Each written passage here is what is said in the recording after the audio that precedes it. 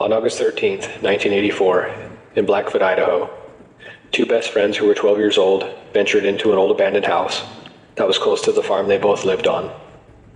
When they didn't return home that night, their families and neighbors went searching for them. One of them was found 16 hours later in the abandoned house, in the dark, dirt-floored basement. He was found standing up, facing the wall, whispering something incomprehensible over and over again. His hair had turned white, and he would not speak when spoken to. For many years after, he never uttered a word. His parents eventually sent him to live in an assisted living center for youth to see if he could get help. He finally spoke one morning, 10 years later, telling the terrifying story of what happened in that basement to the nurses at the assisted living center. Any names used in this story have been changed at the family's request. Ryan and I had been best friends since kindergarten. He was born and raised on the farm we lived on, but my family moved into the area when I was 4 years old. We were both the same age, so it was inevitable we'd become best friends. We didn't start things off right, though. I remember punching him in the face the first time I met him. He had taken something of my sister's and refused to give it back, which led to me giving him a bloody lip. He went home crying to his mom. Then we became the best of friends until the incident. That day started out like so many other countless summer days. We literally lived 20 yards from each other. So we'd eat breakfast, then meet outside in the backyard to decide what we were going to do that day. It never crossed our young minds that something far more sinister was lurking in the dark, in the basement of one of those old abandoned houses in the area. I remember meeting Ryan outside fairly early that day, I'd say around 8 a.m. I asked him what he wanted to do, and he said, "Let's go down to one of the streams and catch some frogs."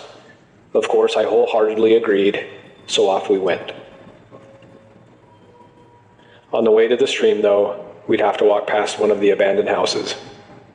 This one in particular had always given us the creeps, and we'd always avoided it like the plague. As we were walking down the dirt path, talking about random things, we started walking past the abandoned house when suddenly we heard the voice of a little girl saying, "Help me, help me. I'm trapped down here in the basement. Please help me." Ryan and I immediately froze in place, looking at each other with our mouths wide open. Neither one of us could believe what we'd just heard. We stood there for a bit before the girl spoke again, saying, "Help me. Please help me." I was the first one to speak up and said, "What if it really is a little girl trapped down there? What else could it be?" "I don't know, man. I don't like it. We know everyone around here, and she doesn't sound like anyone we know. What would a little girl her age be doing down in the basement of that house anyway?" responded Ryan. "True, but we can't just do nothing. Let's take a quick look, and we can always leave to go get help," I said. "Fine, man, but I don't like it, and don't think we should be doing this," said Ryan. We both mustered up what little courage we had and started slowly creeping over to the house, tiptoeing as we went. As we got within touching distance of the abandoned house, we again heard the little girl. "Are you coming? Please come help me." I'll never forget the shiver of fear that shot up my back. The hairs on my arms were like needles standing straight up. The front door was all but gone, so we walked up the steps and stuck our heads inside and looked around. The place smelled horrible. It's a smell that's never left my nose. As we stood there in the doorway, the girl again spoke. This time her voice was calmer than before, and it didn't seem right.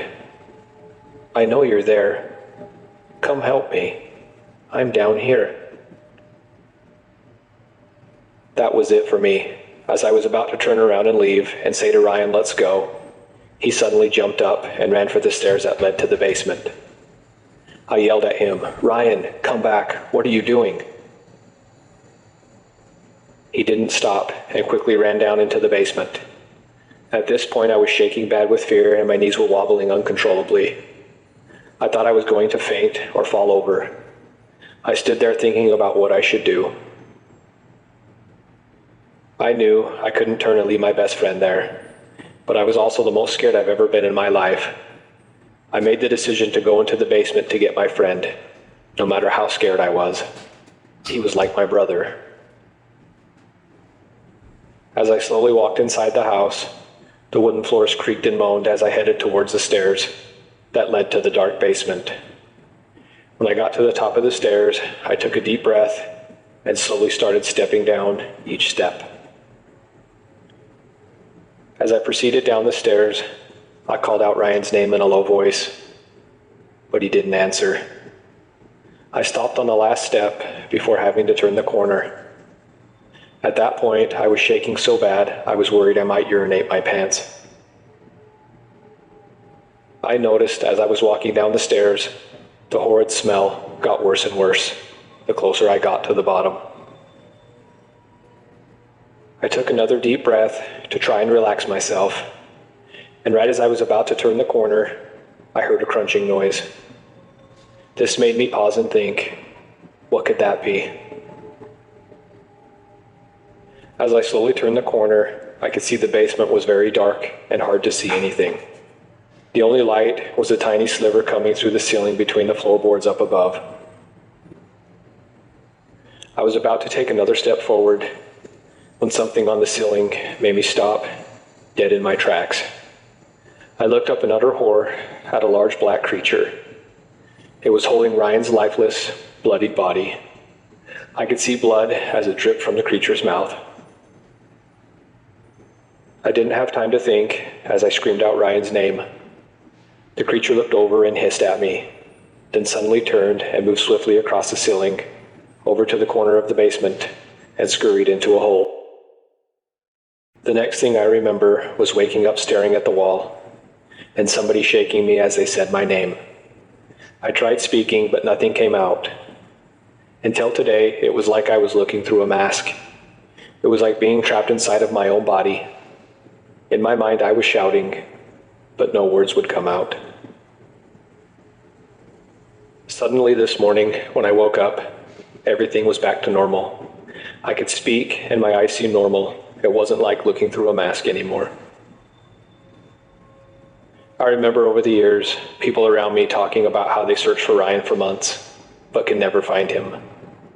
No one ever mentioned the hole in the basement, and I'm not sure if the house is still even there. When I get out of this place, I'm planning on going back to search for my friend, and I won't stop until I find him.